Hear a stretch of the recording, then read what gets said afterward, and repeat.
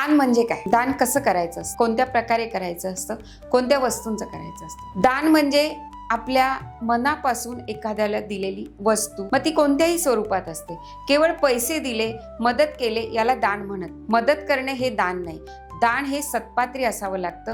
दान हे प्रत्येक क्षणी जे केलं जातं तो क्षण फार महत्वाचा असतो. अन्नदान आपल्यामध्ये सगळ्यात मोठं दान मानलं गेलंय. याच्यानंतर आहे सगळ्यात महत्वाचं दान, ते गोदान.